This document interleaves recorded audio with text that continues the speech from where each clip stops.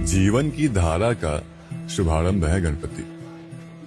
शुभारंभ है शुभ कार्यों के मंगल आरंभ का। शुभारंभ है जीवन की शाश्वत परंपराओं का। शुभारंभ है अतिथि के शुभागमन विश्वास का। आपल्या बेळगावमधील सर्वात जुनं व प्रसिद्ध मंडळ म्हणून ओळखलं जाणारं मंडळ म्हणजेच आपलं श्री युवक मंडळ।